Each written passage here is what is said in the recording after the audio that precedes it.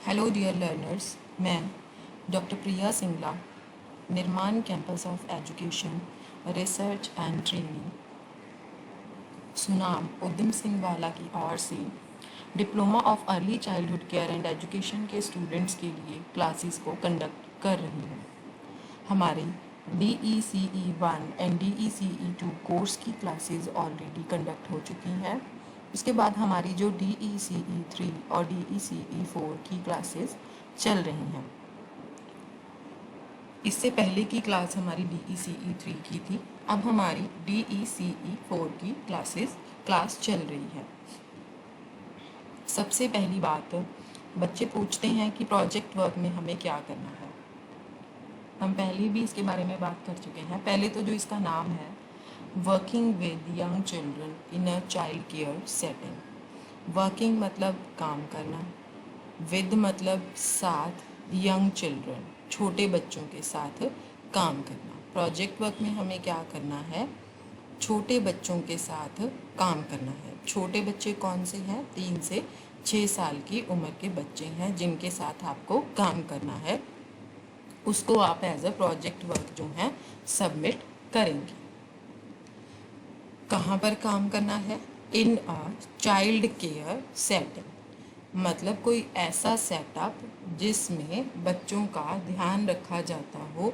3 से 6 साल तक की उम्र के बच्चों का ध्यान रखा जाता हो, उसको हम बोलते हैं प्रोजेक्ट वर्क। आज का हमारा जो क्लास है वो हम क्वेरी रिजॉल्विंग सेशन पे रखेंगे। कई स्टूडेंट्स की क्वेरीज हैं, उसको हम सॉल्व करेंगे। कई स्टूडेंट्स जो हैं वो पूछते हैं कि मैम हम प्रोजेक्ट एक्टिविटी डिटेल्स को कहाँ से लें। वैसे तो आपको यूनिवर्सिटी से जो प्रोजेक्ट एक्टिविटी डिटेल्स का मैनुअल है, आपका DECE 4 का जो मैनुअल है, वो आपको हार्ड कॉपी प्रोवाइड की जाती है।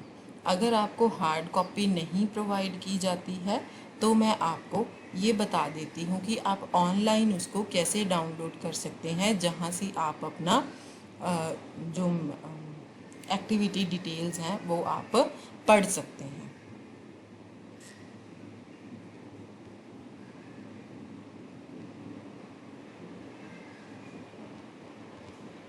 इसमें फिल करा।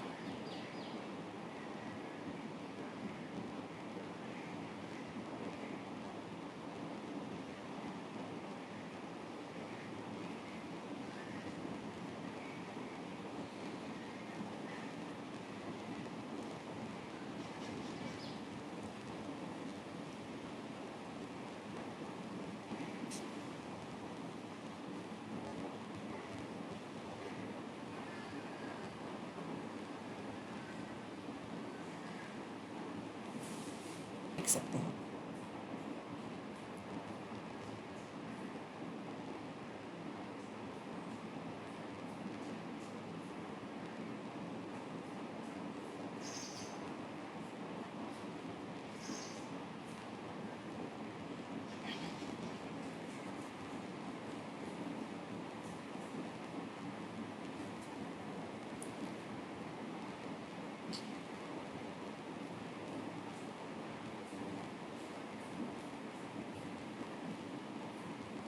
ये है प्रोजेक्ट वर्क का इंडेक्स। सबसे पहले है सेक्शन 1। इसमें introduction to the project work. Project work की इंट्रोडक्शन दी हुई है कि प्रोजेक्ट वर्क हमें क्यों करना है, क्या रीज़न है प्रोजेक्ट करने का। दूसरा है planning for the project work, कि प्रोजेक्ट वर्क के लिए आपको प्लानिंग कैसे करनी है।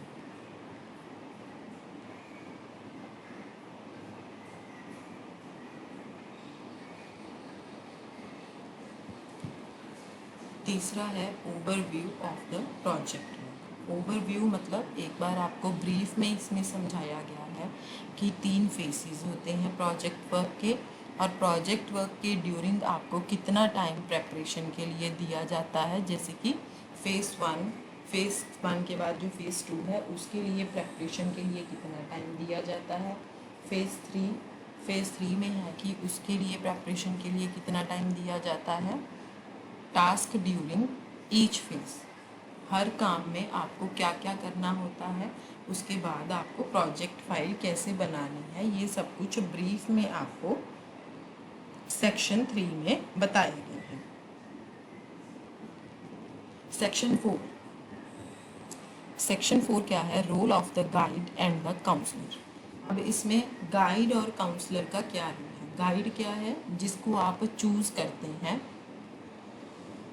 जो गाइड आपको स्कूल में आपकी सारी वीडियोस जो हैं या सारे जो भी आप कोई काम कर रहे हैं उसको एक बार देखता है, उसको हम बोलते हैं गाइड।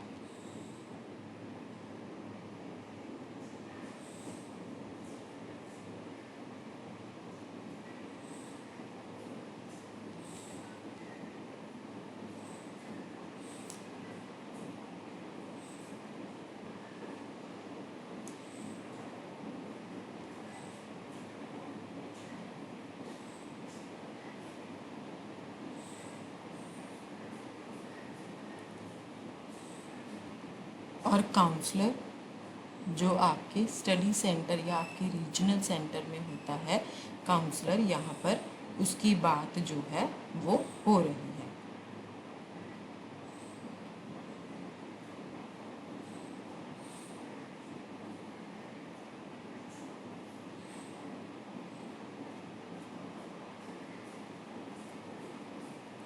नेक्स्ट है हमारा सेक्शन 5, इसमें है इवैल्यूएशन। उसके बाद की प्रोजेक्ट वर्क के लिए मार्क्स की डिस्ट्रीब्यूशन कैसे होगी, मिनिमम क्वालिफाइंग मार्क्स क्या है, ग्रेड क्या है, वो सब कुछ इसमें ही बताया गया है।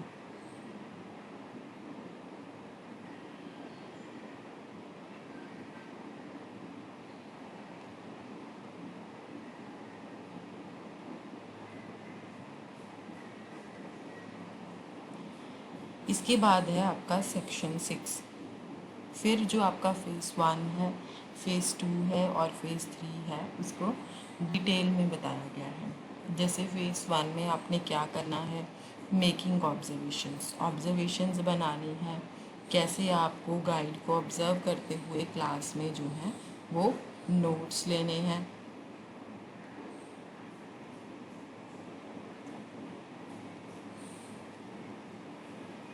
और फिर format for writing the report of the observation, क्या फॉर्मेट हमें फॉलो करना है जब हमें ऑब्जर्वेशन की रिपोर्ट को लिखना है। इसके बारे में हम पहले भी पढ़ चुके हैं। हमारी जो लास्ट क्लास थी उसमें हम फेज़ 1 के बारे में पढ़ चुके हैं।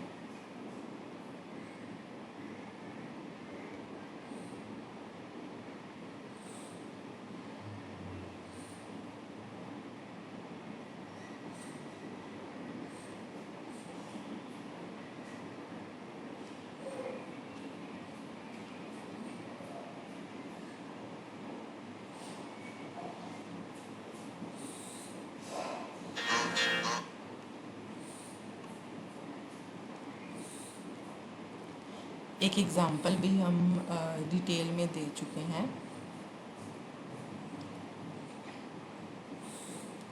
इसके बाद है आपका सेक्शन 7। इसमें आपका फेज़ 2 आता है। फेज़ 2 में हमें एक्टिविटीज़ को बच्चों के साथ ऑर्गेनाइज करना है। इसमें आप क्या पढ़ेंगे, शेड्यूल ऑफ एक्टिविटी सेशंस, क्या शेड्यूल है एक्टिविटी सेशंस का, क्या मतलब किस तरह से आप जो है एक्टिविटी सेशंस को कौन कौन से दिन कर सकते हैं। उसके बाद है शेड्यूलिंग ऑफ एक्टिविटी सेशंस, उसमें क्या फ्लेक्सिबिलिटी है, क्या रैशनैलिटी है।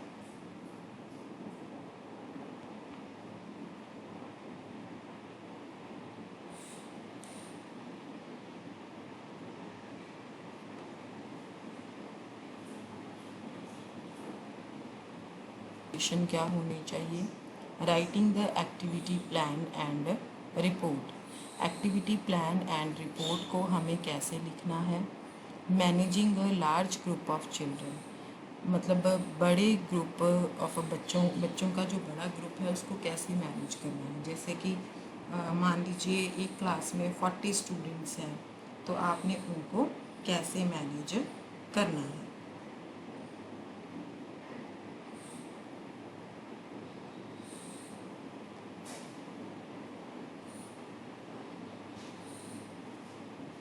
When planning and carrying out an activity, कहते हैं कब आप एक्टिविटी को प्लान कर रहे हैं करने के लिए और कब उसको कैरी आउट कर रहे हैं, ये सारी चीज़ें आपको सेक्शन 7 में पता लग जाएंगी।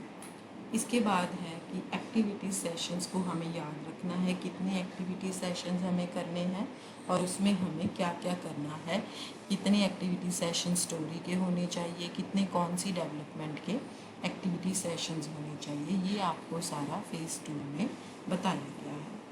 फेज़ 2 भी हम अपनी लास्ट टू लास्ट क्लास में एक बार देख चुके हैं सारा। उसके बाद है हमारा सेक्शन 8। सेक्शन 8 में हमारा है third phase, taking complete charge of children from arrival time till departure, मतलब बच्चों का एक कंप्लीट चार्ज लेना अराइवल टाइम से लेके डिपार्चर तक का। मतलब बच्चे जब स्कूल में आते हैं तब से लेके जब तक बच्चे स्कूल से घर जाते हैं तब तक का सारा, चाहे वो 2 घंटे हैं चाहे 3 घंटे हैं, वो सारा टाइम जो है आपने बच्चों के साथ स्पेंड करना है। उसके बीच में आपने क्या क्या करना है वो सब कुछ सेक्शन 8 में बताया गया है। डिवाइजिंग द वीक्स क्यूरिकुलम, है ना, एक हफ्ते का क्यूरिकुलम जो है वो आपको कैसे लिखना है, उसमें आप किस तरह की एक्टिविटीज़ को लिख सकते हैं।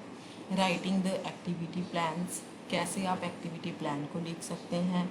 वर्किंग विद द चिल्ड्रन, बच्चों के साथ कैसे काम करना है। फिर report of the activity session of 5 days, 5 दिनों की जो हमें एक्टिविटी सेशंस की रिपोर्ट लिखनी है वो आप कैसे लिख सकते हैं। उसके बाद है हमारे अनेक्सर्स। ठीक है, ये था आपका प्रोजेक्ट मैनुअल इंग्लिश का। ये आपका हिंदी का प्रोजेक्ट मैनुअल है। इसका जो इंडेक्स है वो भी मैं एक बार आपको बता देती हूँ रीड आउट करके।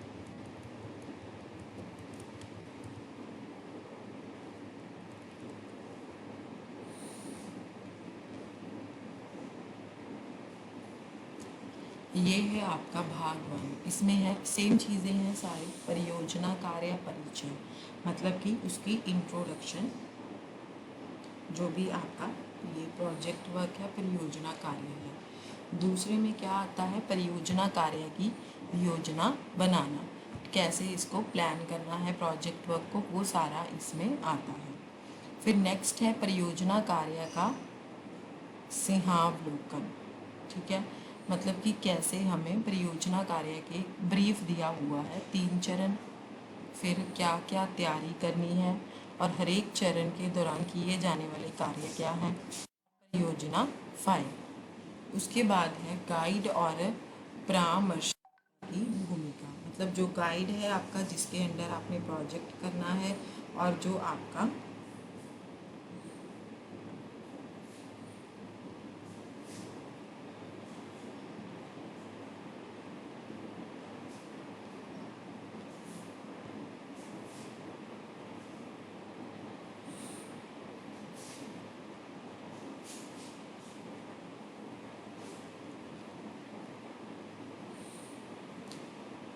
भाग 4 है हमारा मूल्यांकन, इवैल्यूएशन करना।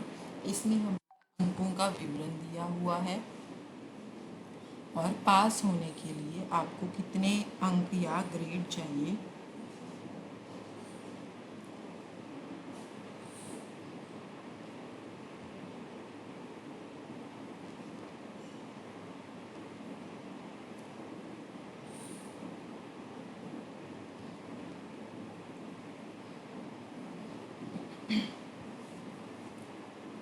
इसके बाद आता है भाग 6, प्रथम चरण, उसका अवलोकन करना। गाइड का अवलोकन करते समय टिप्पणियाँ कैसे लिखें, अवलोकनों की रिपोर्ट लिखने के लिए क्या फॉर्मेट आपको यूज़ करना है, ये आपका सारा इस मैनुअल में दिया हुआ है। दूसरा चरण जो आपका है वो है बच्चों के साथ क्रिया सत्र को आयोजित करना।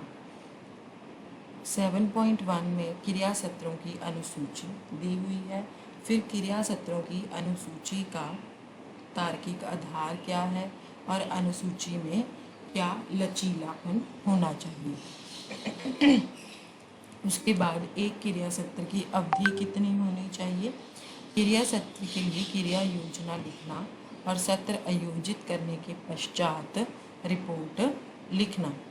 बच्चों के बड़े समूह को संभालना। क्रिया की योजना बनाते और उसे आयोजित करते समय याद रखें क्या क्या पॉइंट्स जो हैं वो आपको ध्यान रखने हैं। इसके बाद है क्रिया सत्र, जो इसमें आएंगे वो सारे इसमें इंक्लूड होंगे। उसके बाद हमारा है तृतीय चरण। तीसरा जो चरण है उसमें है बच्चों के केंद्र में पहुंचने के समय से लेकर उनकी वापसी तक बच्चों को संभालना और उनके साथ क्रियाएं आयोजित करना। सबसे पहले इसमें आएगा सप्ताह की पाठ्यचर्या बनाना, मतलब क्यूरिकुलम बनाना पूरे वीक की। क्रिया योजनाएं लिखना, बच्चों के साथ काम करना, 5 दिन के क्रिया सत्रों की रिपोर्ट। इसमें सारा कुछ जो है वो बताया गया है। इसके बाद अनेक्चर्स हैं जो आपने लगाने हैं कि आपने कौन कौन से अनेक्चर्स लगाने हैं।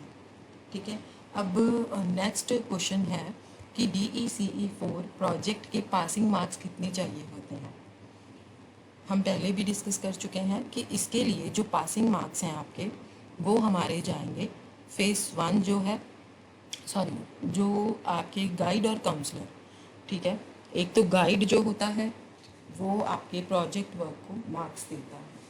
उसने मान लीजिए आपने 15 एक्टिविटीज़ थर्ड फेज में की हैं, तो आपका टोटल में से 1450 में से आपके मार्क्स जो हैं वो लगेंगे। ठीक है, अब आपके मार्क्स जब 1450 में से लगेंगे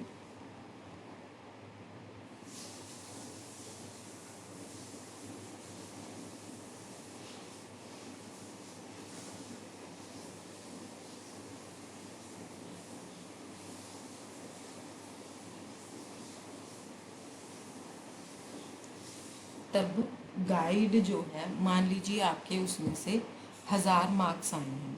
ठीक है, तो 1000 डिवाइडेड बाय 1450 मल्टीप्लाई बाय 30।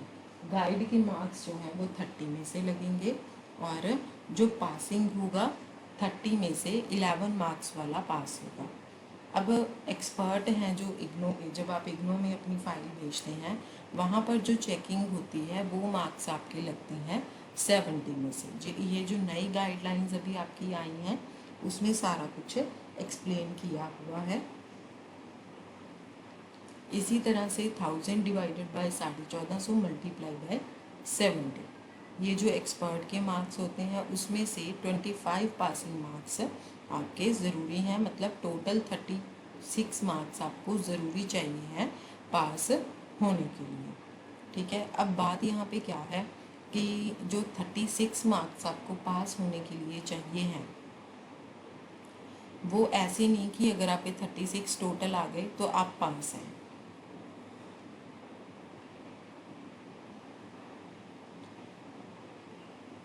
मान लीजिए आपके 55 मार्क्स हैं, जो एक्सपर्ट है उसने आपको 20 मार्क्स दिए हैं और जो गाइड है उसमें 30 में से 30 दे दिए हैं। 55 मार्क्स और 50 मार्क्स जो हैं आपके बन गए हैं।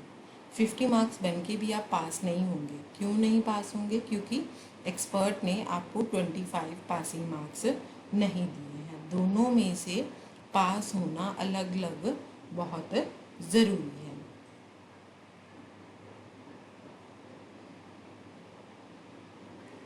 जो स्टडी सेंटर आपका कोड है या रीजनल सेंटर का कोई भी कोड है, आप जब वहाँ पर कोड फिल करेंगे तो अपने आप से ही वो सेंटर का कोड जो है उठा लेता है अगर आप ऑनलाइन ऐसा करते हैं।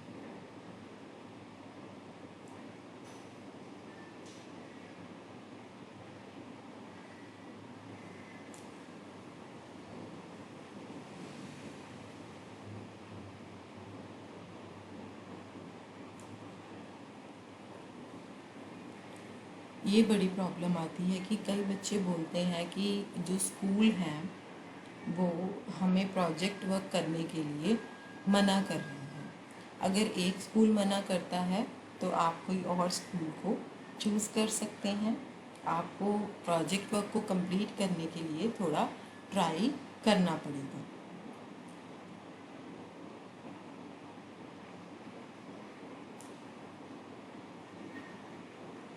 जो भी आप गाइड को चूज़ करेंगे उनकी कोई भी क्वालिफ़िकेशंस हैं, आप उसकी क्वालिफ़िकेशन की फ़ोटोकॉपी ज़रूर लगाएं। साथ में उनका जो वर्किंग एक्सपीरियंस है वो भी एक बार ज़रूर लगाना साथ में।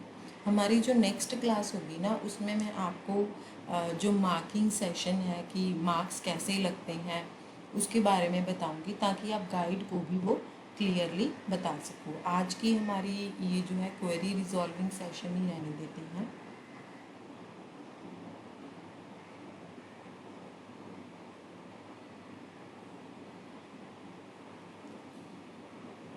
बिल्कुल डियर स्टूडेंट्स, एक स्टूडेंट का क्वेश्चन है कि मैम हम कौन से स्कूल में जाकर पढ़ाएंगे, हमें कैसे पता चलेगा।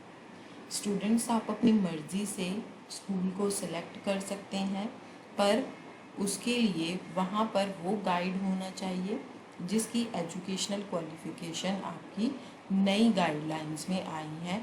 वहाँ पर अगर वैसा कोई गाइड है तो आप उसको एज अ गाइड ले सकते हैं और उस स्कूल को चूज़ कर सकते हैं। दो चीज़ें हैं, एक तो जो स्कूल है पहले वो आपको परमिट करे वहाँ काम करने के लिए।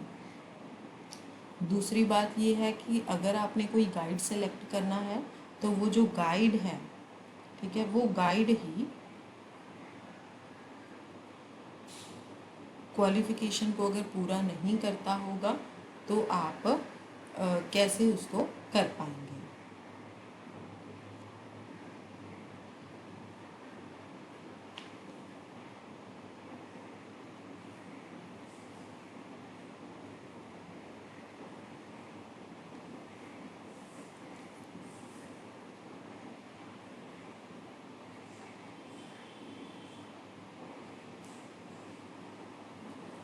डियर स्टूडेंट्स, जो आप राइटिंग में लिख रहे हैं प्रोजेक्ट वर्क, वीडियोस भी उसी से ही रिलेटेड होंगी। अगर वो उससे रिलेटेड वीडियोस नहीं है तो इट मीन्स जो आपका प्रोजेक्ट वर्क है वो आपने खुद नहीं किया है ना। जब आप वीडियोस बनाते हैं तो आप प्रोजेक्ट वर्क क्यों नहीं लिख सकते हैं। आप स्कूल में जाते हैं, बच्चों के साथ एक्टिविटीज़ को कंडक्ट करते हैं, उसकी वीडियोस भी बनाते हैं, डेली बेसिस पे आके आप उसकी रिपोर्ट को लिखिए। डेली बेसिस पे लिखेंगे तो आपको याद भी रहेगा कि उसमें हमने क्या लिखा है, ठीक है ना। तो जो डेली बेसिस पे अगर आप रिपोर्ट को लिखेंगे, जो आपने वीडियो में करवाया है, वीडियो से तो बल्कि आपको इजी होता है। जैसे मान लीजिए आपने वीडियो बना ली, हाफ एन आवर की आपकी एक्टिविटी थी, उसकी आपने वीडियो बना ली, और आपको वीडियो से तो हमने इंटरनेट पर जो अपलोड करनी थी वो 5 मिनट की थी, पेन ड्राइव में अगर आप डाल रहे हो वो भी 5 मिनट की वीडियो होगी, ठीक है। अब इससे तो हमें बहुत इजी हो जाता है, अगर आपने आधे घंटे की वीडियो बना ली है उसमें से 5 मिनट की आप कट शॉट करके अपलोड कर सकते हो, ठीक है। और वीडियो को देख के आप अपनी रिपोर्ट लिख सकते हो। मान लीजिए कोई चीज़ ऐसी है जिसमें आपका ध्यान नहीं जाता है तो वीडियो में वो चीज़ आप आसानी से देख सकते हो। कई बार गाइड आपको बताता है कि आपकी यहाँ पर कमी थी, वो सारी चीज़ें आप वीडियो में जो है वो देख सकते हैं। प्रोजेक्ट का टॉपिक कहाँ से लें, कॉलेज से मिलेगा। ये जो प्रोजेक्ट है ये वो प्रोजेक्ट नहीं है जिसकी बात हम लोग करते हैं। ये प्रोजेक्ट वर्क जो होता है इसमें आपने कोई भी प्री स्कूल या नर्सरी स्कूल जहाँ पर 3 से 6 साल की उम्र के बच्चे होते हैं वहाँ पर जाके आपको बच्चों के साथ काम करना होता है। डियर लर्नर्स, अगर आप एक बार मैनुअल को रीड आउट कर लेंगे तो आपको बहुत ज़्यादा क्लियर हो जाएगा कि आपने प्रोजेक्ट वर्क को कैसे करना है।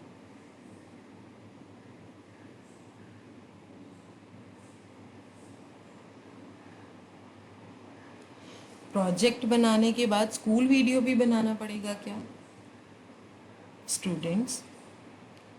ये दोनों चीज़ें अलग अलग नहीं हैं। यूट्यूब की जो वीडियोस हैं या वीडियोस जो आप बनाते हैं, जब आप बच्चों के साथ स्कूल में काम कर रहे हैं तब आप वो वीडियो को बनाएंगे, फिर उसी वीडियो की आप रिपोर्ट लिखेंगे।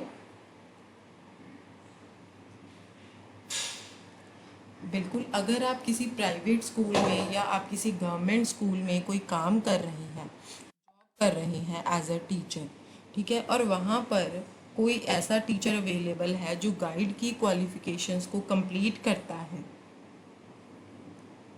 ना, तो आप उसको गाइड ले सकते हैं और जो भी कोई क्वालिफिकेशंस कंप्लीट कर सकते हैं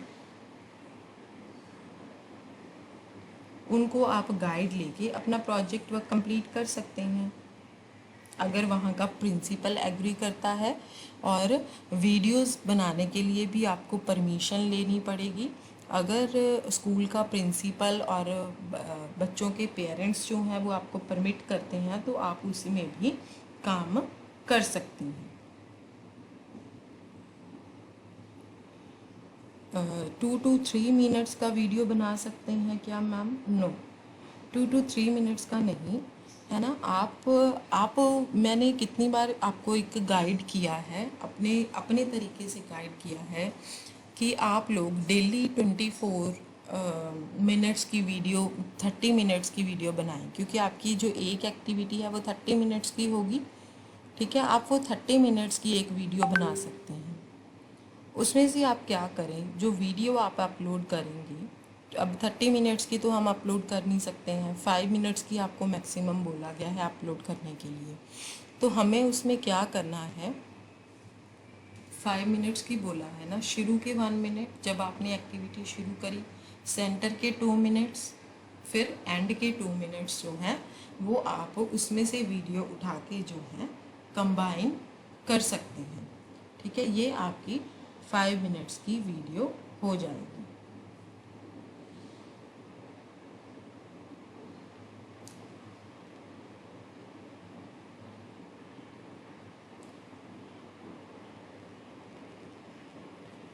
स्कूल में वीडियो के लिए परमिशन लेने के लिए आप एक लेटर लिखिए अपनी तरफ से।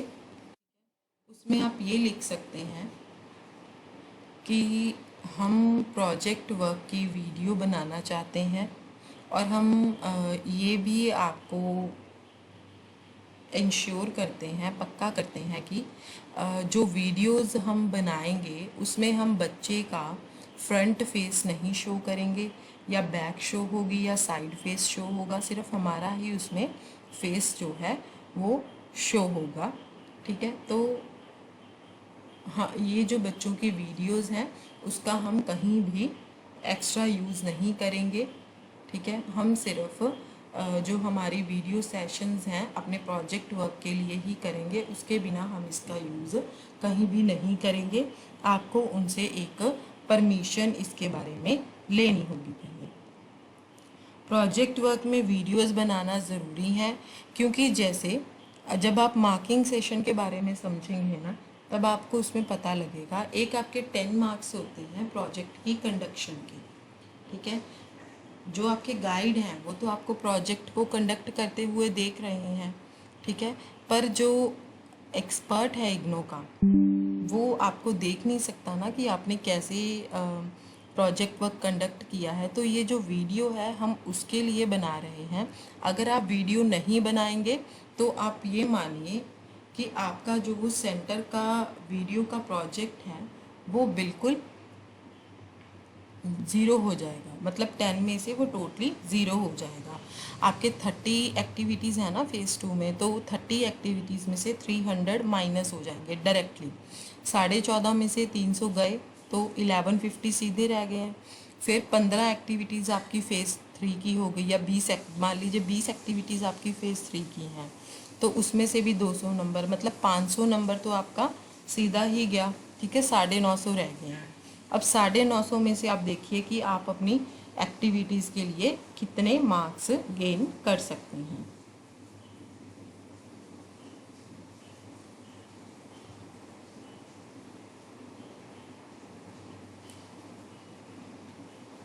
प्लीज़ मैम प्रोजेक्ट में कितनी शीट बनेंगी टोटल ये बताना। शीट्स का इसमें कोई वो नहीं है, आप एक कॉपी भी ले सकते हैं, स्पाइरल कॉपी भी ले सकते हैं, या पेजेस भी ले सकते हैं, कोई भी किसी भी तरह की चीज़ ले सकते हैं जिस पे आपने अपना प्रोजेक्ट वर्क लिखना है।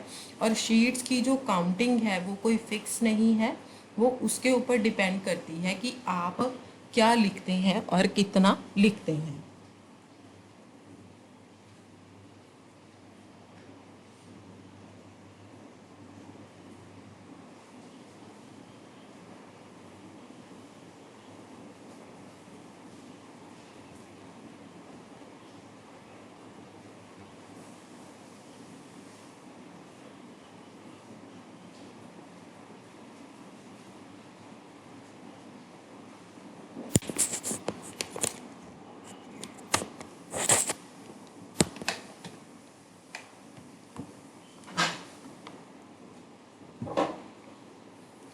शीट्स की कोई भी काउंटिंग नहीं होती है।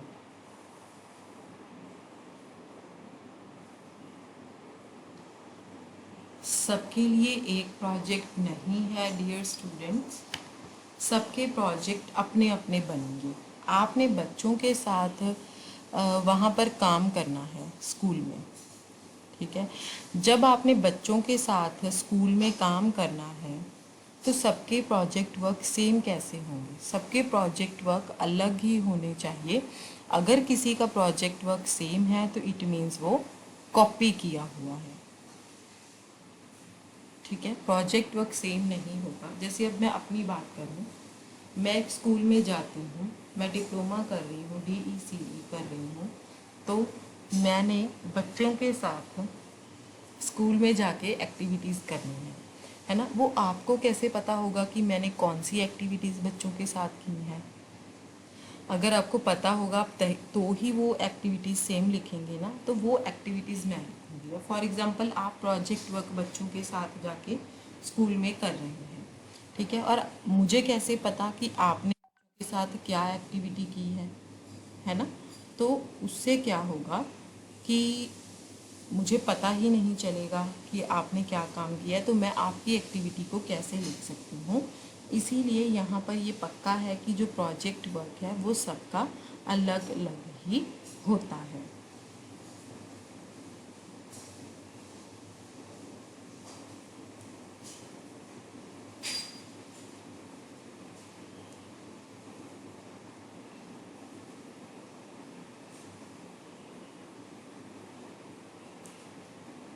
यूट्यूब वीडियो कंपलसरी हैं। आप अगर यूट्यूब पे वीडियोस नहीं डालना चाहते हैं, ठीक है, तो आप पेन ड्राइव में डाल के भेज दीजिए। अब तो वैसे ही जो नई गाइडलाइंस हैं उसमें यूट्यूब का कोई जिक्र ही नहीं किया हुआ है कि आपको यूट्यूब पे वीडियोस डालनी है। उसमें बताया गया है कि आपको पेन ड्राइव में वीडियो डाल के भेजनी है। यूट्यूब का उसमें कोई भी जिक्र नहीं किया हुआ है। बिल्कुल, जब आप वीडियो को अपलोड करेंगे, वीडियो को पेन ड्राइव में डालेंगे, वीडियो को बनाएंगे, तो उसी को देख के ही आप अपनी रिपोर्ट लिख सकते हैं। कई बार हमें कोई चीज़ें याद नहीं रहती हैं, जब हम रिपोर्ट राइटिंग करने के लिए बैठे हैं तब आप उसमें से देख सकते हैं। वीडियो बनाने से तो आपको ईजी हो जाएगा, है ना। तो वीडियो बनाने के लिए आप लोग इतनी टेंशन क्यों लेते हैं कि वीडियो बनानी पड़ेगी मैम, है ना। वीडियो बनाने से तो आपका काम और भी ईजी हो जाता है।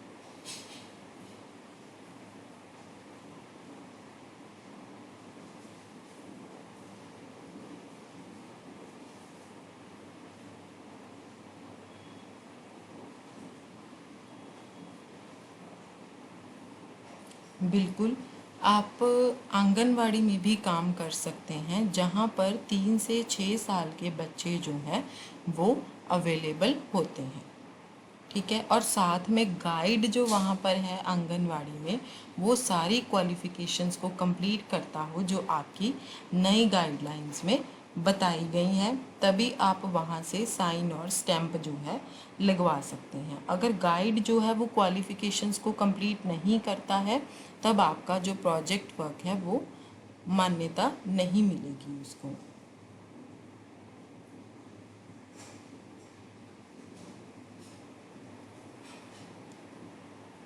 जी बिल्कुल, जब तक आप स्कूल नहीं जाएंगे तब तक आप एक्टिविटीज़ कैसे बनाएंगे, क्योंकि पहले कोविड के टाइम पर तो क्या था कि आप स्कूल में नहीं जा सकते थे क्योंकि सारे स्कूल बंद थे। इसीलिए आपको उस टाइम पे बोला गया था कि आप जो एक्टिविटीज़ हैं अपने नेबर्स में, कहीं भी आप अपने फ्रेंड्स में बच्चों के साथ एक्टिविटीज़ को कर सकते हैं। पर इसमें क्या है कि आप एक्टिविटीज़ को बच्चों के साथ लाइव करेंगे, स्कूल में जाके करेंगे, क्योंकि अब सारे स्कूल्स ऑलमोस्ट ओपन हो चुके हैं। नहीं, जो फेस 1 है उसकी हमें वीडियो नहीं बनानी है। उसमें तो हमें पहले गाइड को देखना है कि गाइड बच्चों के साथ क्या काम कर रहा है, हमें ऑब्जर्वेशन लिखनी है। उसकी हमें कोई भी वीडियो नहीं बनानी है और ना ही अपलोड करनी है।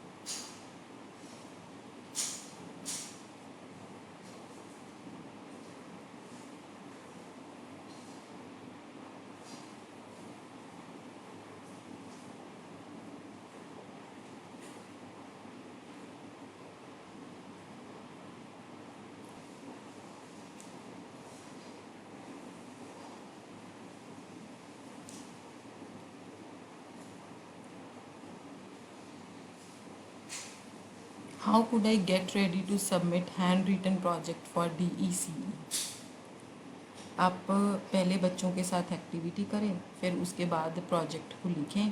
हाथ से लिखना है, ये सबसे बड़ा क्वेश्चन है कि कई बच्चे प्रोजेक्ट वर्क इतना अच्छा बनाते हैं, वीडियोस भी अच्छी होती हैं, पर जो प्रोजेक्ट वर्क हमें वहाँ पर सबमिट करना होता है वो बच्चे क्या करते हैं, प्रोजेक्ट वर्क जो है हैंड रिटन सबमिट नहीं करवाते हैं।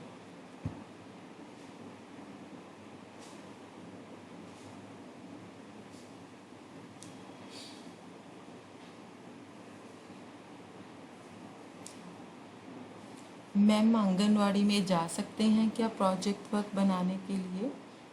मैम वो लोग परमिशन लेटर मांगते हैं, वो कहाँ से लेकर आए? आप अपने स्टडी सेंटर या रीजनल सेंटर से कांटेक्ट कीजिए, वहाँ पर कोई कोऑर्डिनेटर होगा, उनसे कांटेक्ट कीजिए।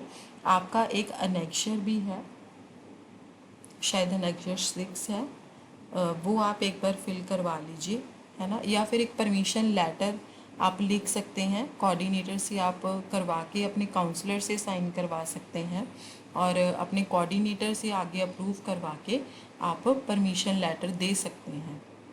अगर काउंसलर और कोऑर्डिनेटर जो हैं उस स्कूल को परमिट करते हैं, मतलब अलाउ करते हैं कि हाँ ये स्कूल जो है वो एक्यूरेट है आपके काम करने के लिए, यहाँ पर गाइड जो है वो भी अवेलेबल होता है।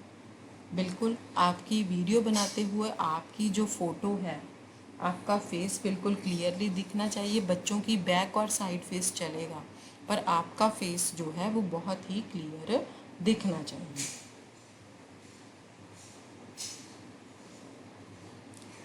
आपके जो DECE 3 1, 2 और 3 कोर्स वर्क में जो असाइनमेंट्स हैं या प्रैक्टिकल वर्क हैं, उनसे बिल्कुल अलग है ये प्रोजेक्ट वर्क। उनका इसके साथ कोई रिलेशन नहीं है। ये प्रोजेक्ट वर्क आपको अलग ही सबमिट करना पड़ेगा।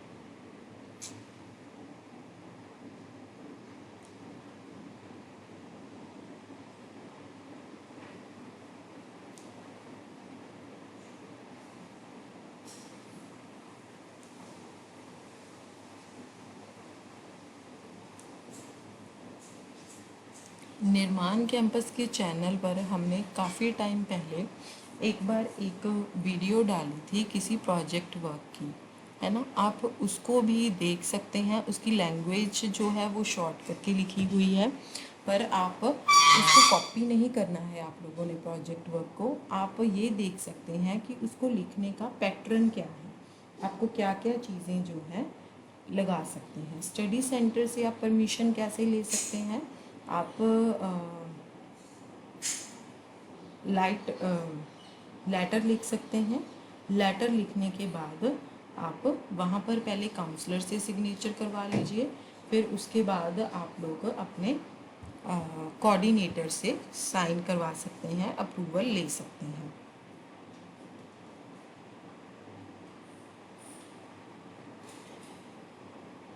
बिल्कुल, एक्टिविटी में आप प्रेजेंट होने बहुत ज़रूरी हैं। आप ही एक्टिविटी में प्रेजेंट नहीं होंगे तो एक्टिविटी कौन करवाएगा बच्चों को।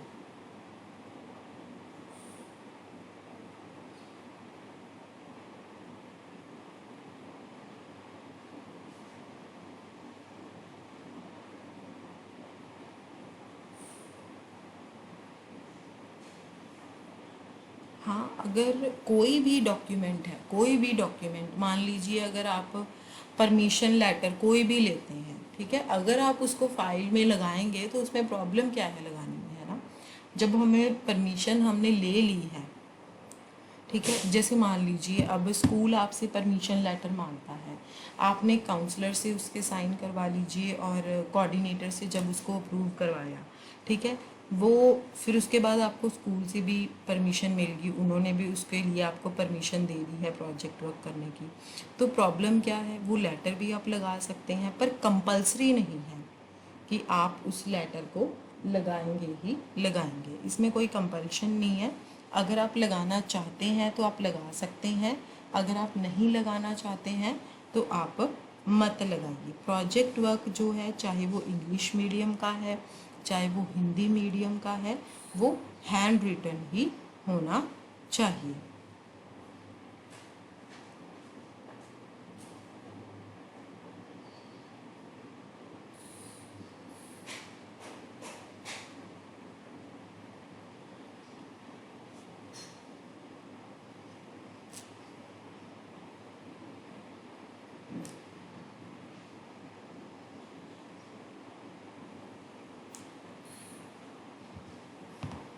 हम एक बार दोबारा ट्राई कर लेते हैं।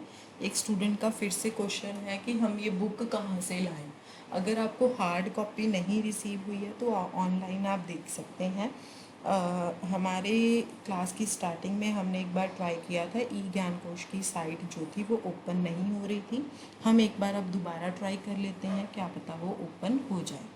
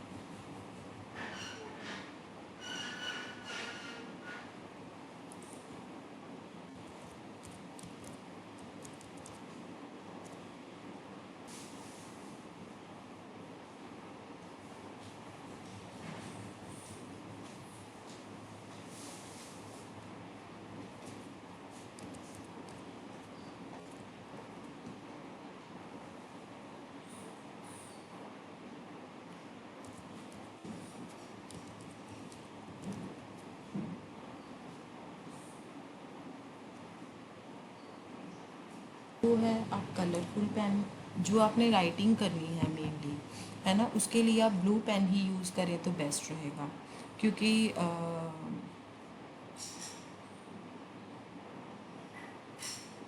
ब्लू पेन जो है उसको यूज़ करना इसलिए बेस्ट है क्योंकि हम हर चीज़ की राइटिंग जो है वो ब्लू पेन से ही करते हैं, पर जो हेडिंग्स हैं या कोई और चीज़ें हैं उसके लिए आप कलर्ड पेन यूज़ कर सकते हैं, कोई प्रॉब्लम नहीं है।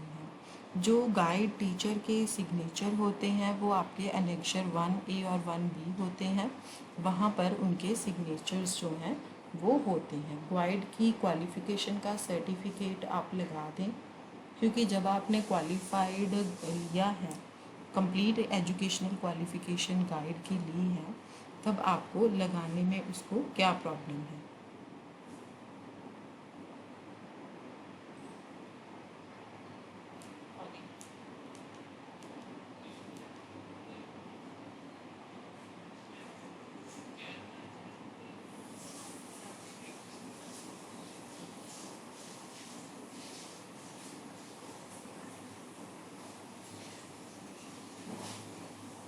मैम ये थर्ड फेस यानी कि तृतीय चरण में सामान्य रिपोर्ट में टाइमिंग ये वाली लिखनी है।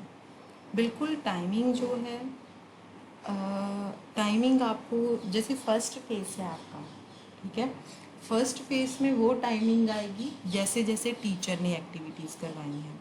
आपको कन्फ्यूजन है फर्स्ट फेस और थर्ड फेस की टाइमिंग के बीच में। जो फर्स्ट फेस है उसमें वो आपकी टाइमिंग्स आएंगी जो कि गाइड बच्चों को एक्टिविटी करवाते हुए वो टाइमिंग्स पे काम करता है।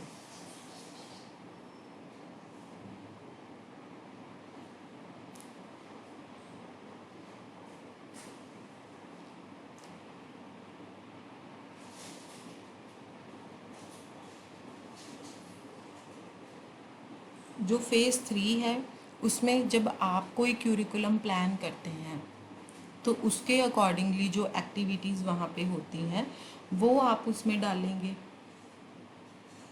है ना। जो मान लीजिए अगर आपने लिखा है कि हम 9 से 9:30 बजे तक ये एक्टिविटी करवाएंगे, पर गाइड जो था वो 9 से 9:15 बजे तक एक्टिविटी करवाता था। ये आपकी एक्टिविटी के ऊपर डिपेंड है कि जो टाइमिंग है वो आप कैसी रखते हैं। मैम प्रोजेक्ट में वीडियो नहीं बनाई है, फ़ोटो लगा दूँ तो काम चल जाएगा। हमने काम नहीं चलाना है डियर। जो वीडियो है वो बनानी बहुत ज़रूरी है, नहीं तो आपके 500 मार्क्स जो हैं वो सीधे कट हो जाएंगे। फ़ोटो का अपना रूल है और जो वीडियोस हैं उनका अपना एक रोल है।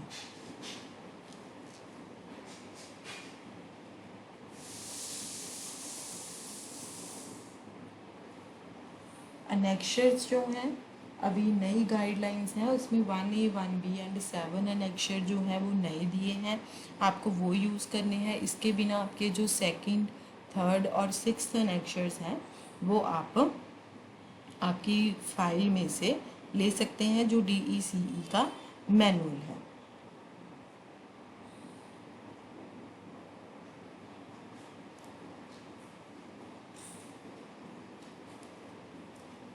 अगर आप 4 मिनट की, एक बच्चे का क्वेश्चन है कि क्या मैम 4 मिनट की वीडियो चल जाएगी।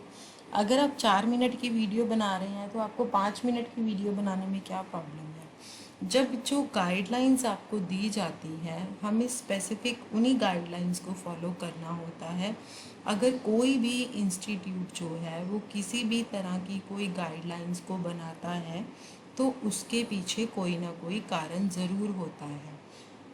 तो जो गाइडलाइंस हैं वो आपको वैसे ही फॉलो करनी होती हैं जो इंस्टीट्यूट ने रिलीज़ की होती हैं, और इंस्टीट्यूट हर बच्चों के लिए, सारे बच्चों को देखकर ही जो गाइडलाइंस हैं वो बनाते हैं। जब आपकी जो ये डिप्लोमा है early childhood care and education का, ये पूरे इंडिया में चलता है डिप्लोमा आपका, है ना, तो पूरे इंडिया के बच्चों को देखकर ही गाइडलाइंस को बनाया जाता है।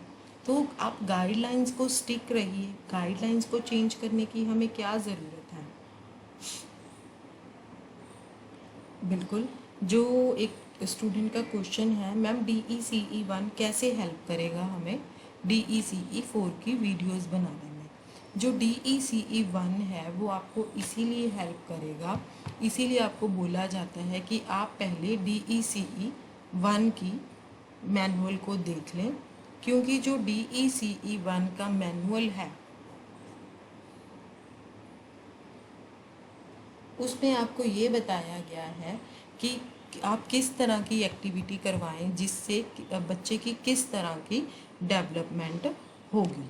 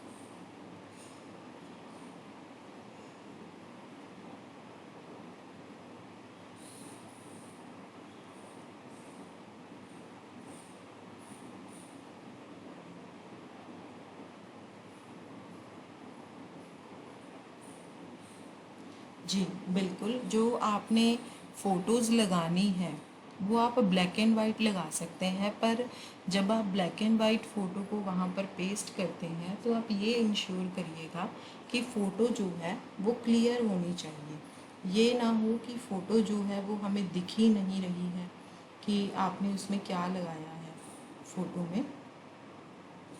मतलब ब्लैक एंड वाइट में कई बार फेसेस क्लियर नहीं होते हैं या कोई चीज़ को वो बहुत ही ब्लैक उठा लेता है, तो आपको ये चीज़ बहुत क्लियर करनी है।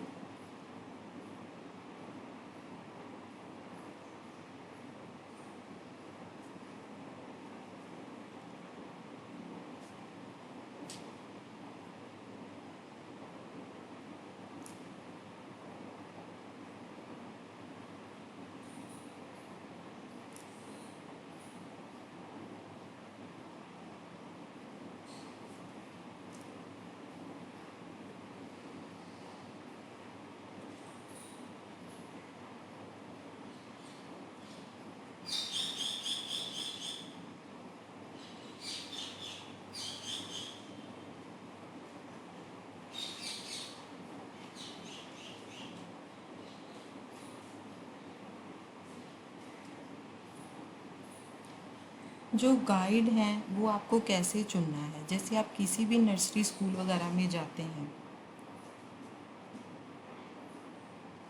वहाँ पर जो टीचर टीच कर रहे हैं आप उनको उनकी क्वालिफ़िकेशन के बारे में बातों बातों में पूछ सकते हैं, जिससे आपको ये आइडिया हो जाएगा कि गाइड जो है वो किस तरह के आपने चूज़ करने हैं। अगर उस गाइड की क्वालिफ़िकेशन जो गाइडलाइंस की क्वालिफ़िकेशन से मैच करती है तो आप उसको अपना गाइड चूज़ कर सकते हैं।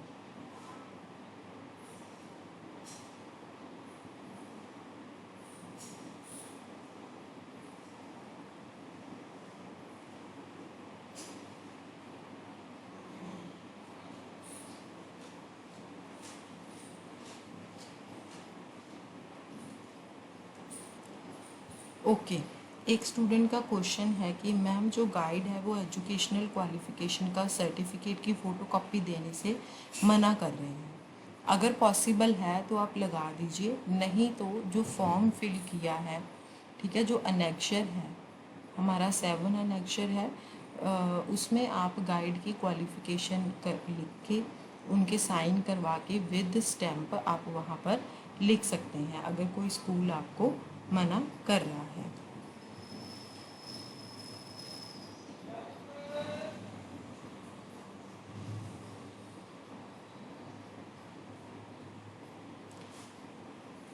आप जब जब भी कभी, ये भी एक बहुत अच्छा क्वेश्चन किसी स्टूडेंट ने पूछा है, जब आप कभी प्रोजेक्ट की वीडियो बना रहे हैं, ठीक है, आपने, ये ज़रूरी नहीं है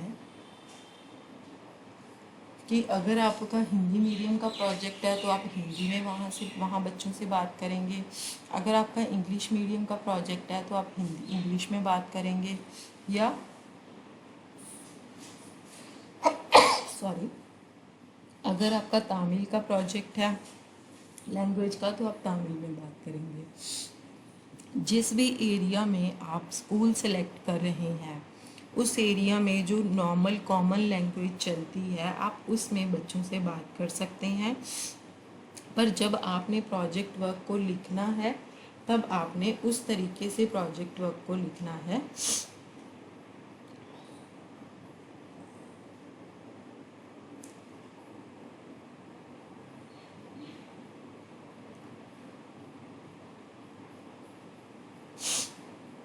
कि आपने अपने मतलब खुद लैंग्वेज देखनी है। जैसे मान लीजिए आपका जो प्रोजेक्ट वर्क है, ठीक है, वो प्रोजेक्ट वर्क आपका हिंदी में है तो आप अपनी रिपोर्ट और प्लानिंग जो है आप अपनी फाइल हिंदी में लिखेंगे, ना कि बच्चों को उसी लैंग्वेज में। आप अगर आप मान लीजिए आपका इंग्लिश मीडियम का प्रोजेक्ट है, वहाँ पर जिस स्कूल को आपने चुना है वहाँ पर हिंदी या पंजाबी चलती है, तो आप वैसे ही उसी लैंग्वेज में बच्चों से बात करेंगे जो लैंग्वेज बच्चों के लिए आसान हो समझना, ठीक है। पर जब आप अपना प्रोजेक्ट वर्क लिखेंगे फिर आप वही जो प्रोजेक्ट वर्क है वही वहाँ पर अपलोड करेंगे, सॉरी लिखेंगे, जो कि जैसे इंग्लिश का है तो आप इंग्लिश में ही अपने प्रोजेक्ट वर्क की वीडियोस को लिखेंगे।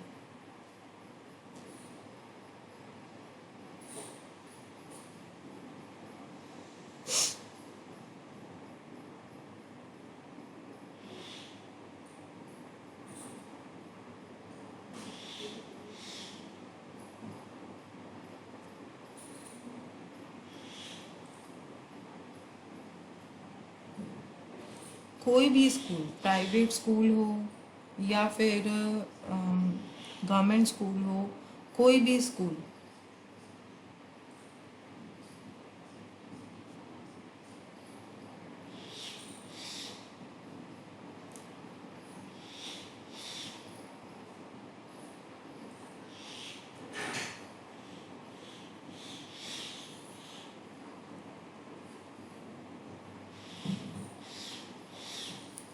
प्रोजेक्ट की फ़ीस वगैरह भरने के लिए आपको जो इग्नू की ऑफिशियल साइट है वो विज़िट करते रहना होगा। कब आपकी लास्ट डेट है प्रोजेक्ट वर्क सबमिट करने की, उसके लिए भी आपको जो है विज़िट करते रहना है इनकी ऑफिशियल साइट को। वहाँ से आपको ये पता चल जाएगा कि कब जो है प्रोजेक्ट वर्क सबमिट करना है, कब उसकी लास्ट डेट है प्रोजेक्ट वर्क को सबमिट करने की।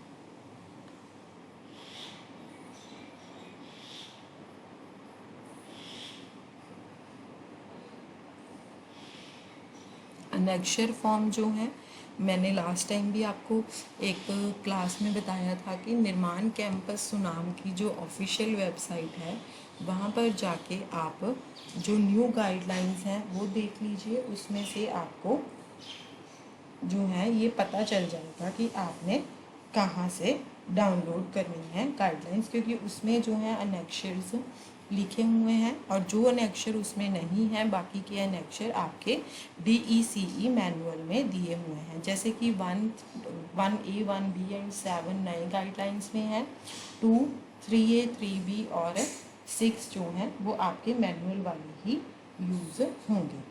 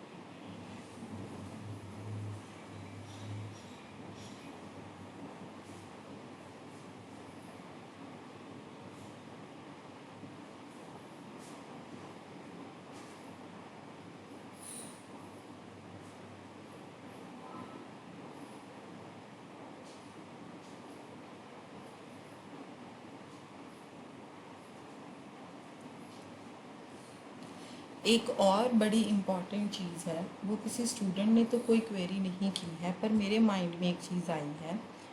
आप लोग जब यूट्यूब पर आप वीडियोस अपलोड करते हैं और लिंक जो है वो आप वहाँ पर एक लिस्ट बना देते हैं कि इसका 1 का ये लिंक है, 2 का ये लिंक है। उसमें ना एक बड़ी प्रॉब्लम होती है कि जब आप उसको हैंड रिटन करते हैं, छोटे अल्फ़ाबेट्स और स्मॉल अल्फ़ाबेट्स, और जैसे ए स्मॉल, बी स्मॉल, मतलब इन वहाँ पर स्मॉल ए लिखती, तो आपका जो लिंक है वो नहीं चलेगा।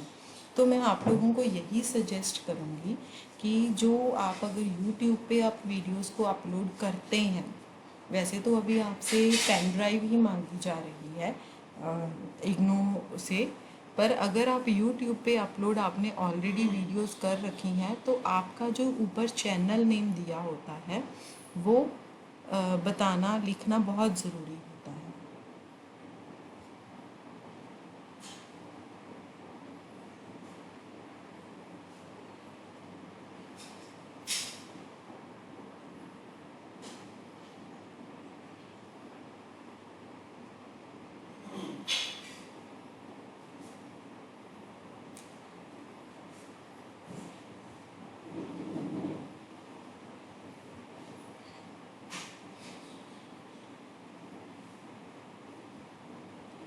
अब कई स्टूडेंट्स ना चैनल का नाम नहीं समझ पाते हैं कि हमें चैनल का नाम कहाँ से लिखना है। अब मैं आपको बताती हूँ कि अगर आप जो चैनल है आप जो बनाते हैं, वहाँ पर लिखा होता है कि ये चैनल नेम है, तो आप वहाँ पर वो चैनल नेम मेंशन करें, क्योंकि गाइड जो होता है अगर वो लिंक हर लिंक को फिल करता है, एक तो वो बहुत ज़्यादा टाइम कंज्यूमिंग हो जाता है। दूसरी बात ये है, अगर आपने वहाँ पर लिंक लिखा होगा, टीचर एक लिंक फिल करके वहाँ पर आपकी सारी वीडियोस आ जाएंगी।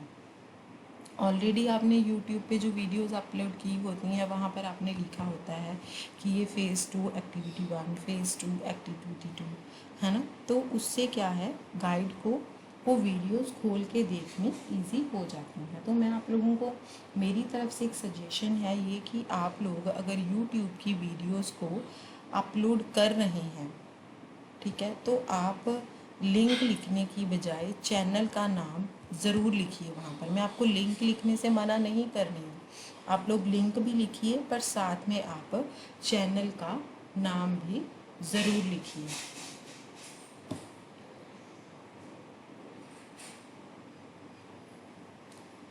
देखिए, मान लीजिए आपने प्रोजेक्ट वर्क जो था वो कंप्लीट कर लिया था आपने, ठीक है, पर ड्यू टू सम इश्यूज़ आप प्रोजेक्ट वर्क नहीं सबमिट कर पाए हैं, तो आप जो पहले आपने प्रोजेक्ट वर्क बनाया था आप उसी को भी अपना राइट अप करके सबमिट कर सकते हैं, ठीक है। और स्कूल से सिग्नेचर्स करवा लीजिए कि आपने प्रोजेक्ट वर्क कब किया था, मतलब कि जो अनेक्शर्स हैं वो आप स्कूल से फिल करवा सकते हैं कि आपने प्रोजेक्ट वर्क कब किया था।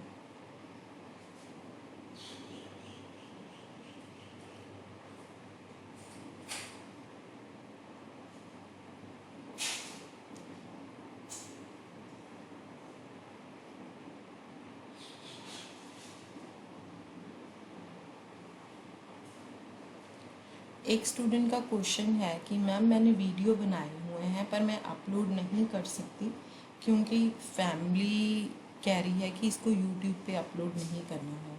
आप एक काम कर सकते हैं, अगर आप यूट्यूब पे अपलोड नहीं करना चाहते हैं क्योंकि वो पब्लिकली हो जाएंगे, तो वैसे भी अभी जो नई गाइडलाइंस आई हैं उसमें आपको बोला गया है ना कि आप एक पेन ड्राइव में वीडियोज़ डाल के सबमिट कर सकते हैं।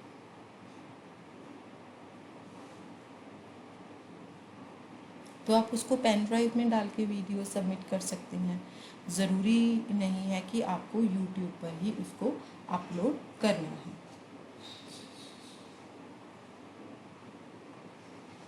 नहीं, जैसे ही एक स्टूडेंट का क्वेश्चन है कि क्या मैम वीडियोस हम अभी से डाल दें यूट्यूब पर प्रोजेक्ट 4 की, या उसके लिए भी कोई डेट आती है या कोई लिंक होता है? नहीं, जब आप अपना प्रोजेक्ट वर्क सबमिट कर रहे हैं, मान लीजिए आपने अपना सारा प्रोजेक्ट जो है वो कंप्लीट कर लिया है, काम कर लिया आपने अपने सारे प्रोजेक्ट के ऊपर, वो आपका कंप्लीट हो गया है। अब आपने इग्नू में सबमिट करना है। जिस दिन आप इग्नू में सबमिट कर रहे हैं, ठीक है, उससे जस्ट एक दिन पहले भी आप सारी वीडियोस अपलोड कर सकते हैं चैनल के ऊपर, क्योंकि आपको फाइल में उसके लिंक या चैनल लिखना होता है। ये ज़रूरी नहीं है कि जैसे आपने डेली आप वीडियोस बना रहे हैं आपको डेली अपलोड करनी है। जब आपने फाइल सबमिट करनी है उससे पहले भी आप कर सकते हैं। इसमें कोई रूल्स नहीं है कि आपको कब यूट्यूब पर वो वीडियोस को अपलोड करनी है, और ना ही इसकी कोई डेट आती है कि आपको यूट्यूब पर वो अपलोड करनी है। फ़ीस के लिए आपको कुछ भी कन्फ्यूजन होने की ज़रूरत नहीं है। आप लोग इनकी ऑफिशियल वेबसाइट पर जाकर देख सकते हैं कि फ़ीस कितनी है प्रोजेक्ट वर्क की। उसी अकॉर्डिंगली आप फ़ीस सबमिट कर सकते हैं।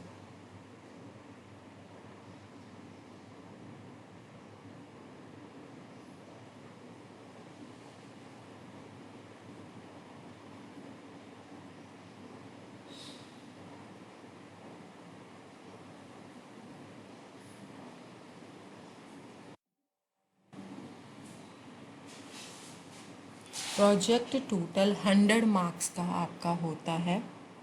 उसमें से 70 मार्क्स इग्नो एक्सपर्ट्स के होते हैं और 30 मार्क्स आपके गाइड के पास होते हैं।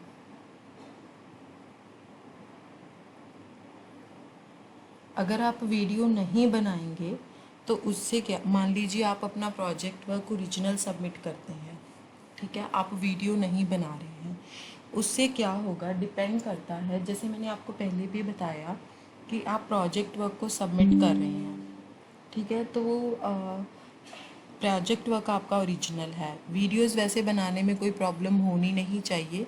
अगर आप वीडियो सबमिट नहीं करते हैं तो सीधे ही आपके जो मार्क्स हैं वो 500 मार्क्स आपके कम हो जाएंगे, ठीक है। अब आपके पास बचते हैं सिर्फ 950 मार्क्स जो बचते हैं आपके पास। 950 मार्क्स में से अब आपको प्रोजेक्ट के कितने मार्क्स मिलते हैं उस पर डिपेंड करता है कि आप पास होते हैं या नहीं होते हैं।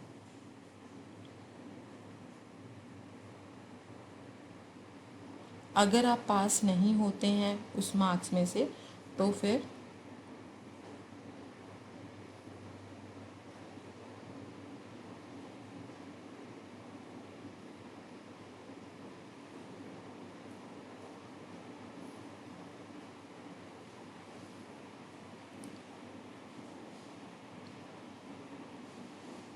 अगर आप उनमें पास नहीं होते हैं तो प्रोजेक्ट वर्क फेल हो जाएगा आपका। अगर आप पास होते हैं तो आपके मार्क्स जो हैं वो काफ़ी कम आएंगे।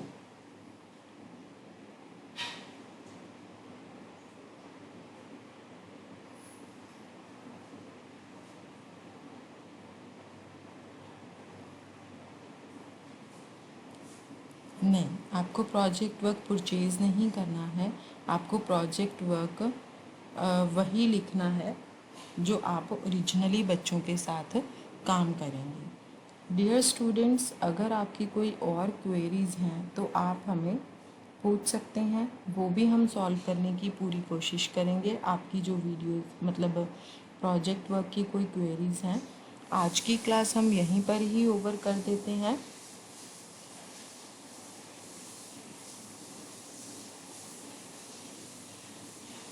अब नेक्स्ट क्लास में मैं आपको मार्क्स कैसे लगते हैं, ठीक है, उसके बारे में बताऊंगी, और नेक्स्चर्स में हमें उसको कैसे फिल करना है उसके बारे में मैं आपको बताऊंगी।